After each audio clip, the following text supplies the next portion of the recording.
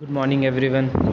It is the video for the discussion of question answer of chapter 7 and 8, that is conservation of plants and animals. So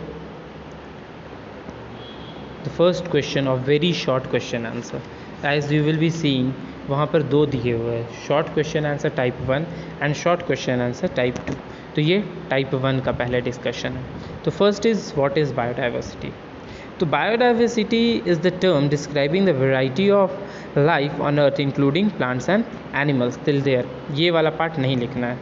okay तो इसमें जो biodiversity का होगा answer from here, biodiversity is the term describing of variety on the earth including plants and animals. Till there only, इसके आगे नहीं लिखना है. Then the second question is what do mean by flora and fauna. The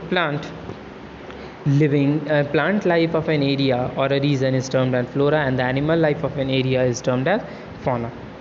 Okay, next, what is deforestation? The cutting of forest and using the land for other purpose is called deforestation. Till there only, means इसमें भी सिर्फ first line ये point तक, इसके आगे नहीं लिखना है. Next, why do some animals become endangered? So some animals become endangered because their population is already low. Also, activities such as illegal hunting and deforestation further reduce their natural population. Okay, then what is a biosphere reserve? A biosphere reserve is a protected area meant for conservation of plants and animals. यहाँ तक याद रखिएगा, biosphere reserve होता है ये दोनों के लिए, कंजर्वेशन के लिए, प्लांट के लिए भी और एनिमल लाइफ के लिए भी, दोनों के कंजर्वेशन के लिए बायोस्फीयर रिजर्व होता है. नाउ एंडेमिक स्पीसीज़ क्या होता है? तो endemic species are those species of plants and animal that are found in specific geography area and no other place. ठीक है, एग्जाम्पल मन है तो लिख लीजिएगा, वरना छोड़ दीजिएगा, it's not necessary because example इसमें नहीं पूछा है. Now why did IUCN prepare the red data? IUCN prepared the red data book because it keep record of all endangered animals and plant, and through this book IUCN is trying to create awareness about endangered species. इसी चलते ये prepare करता है. So last question of this type 1, into what category are the species listed in red list and red data book classified?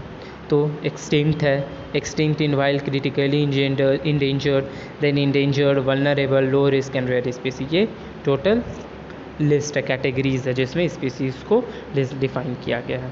उसके बाद आता है short question answer type 2.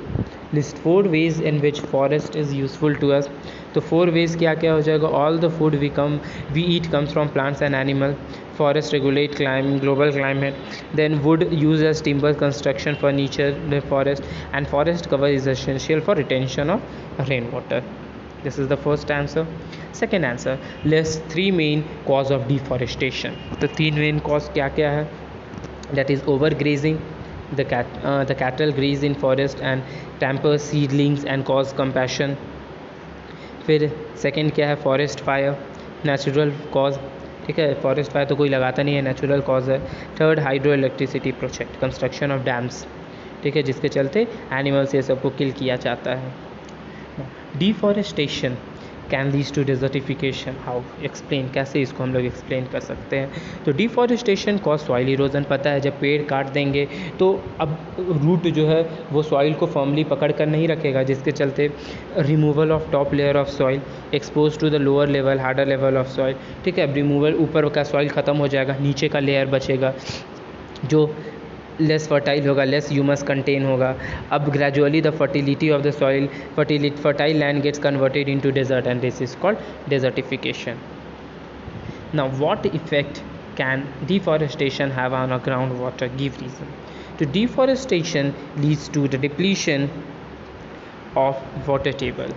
The trees helps in prevention of running water by allowing the soil to absorb the flowing water, and this water percolate down and ground level water rises. However, when trees are cut, water ran off quickly of the soil is unable to absorb rainwater and water the not percolate and river. Means ये पूरे answer में बोलना क्या चाह रहा है कि deforestation, जब प्लांट कट जाता है, फॉरेस्ट कटता है, तो जब भी ऊपर से रेनफॉल होगा, ठीक है, तो वो सरफेस पर फ्लो करने लगेगा, वो सरफेस पे रुकेगा नहीं। अब जब फ्लो कर रहा है तो अंदर, ये मान लीजिए लैंड है, तो लैंड के अंदर पानी या परकोलेट नहीं कर पाएगा। अब जब अंदर परकोलेट नहीं कर पाएगा, ऊपर ही ऊपर फ्लो कर जा रहा है, तो जिसके कारण जो ग्राउंड वाटर होगा ना, उसमें ऑटोमेटिक है डिप्लीशन आना ही है, जो अभी ये अर्बन एरियाज़ में हो रहा है, सिटीज़ में हो रहा है। जितने रोड्स थे, जितने एरियाज़ थे, ये फॉरेस्ट एरिया थे, सारे को कट कर दिया गया, कंक्रीट का बना दिया गया, जिसके कारण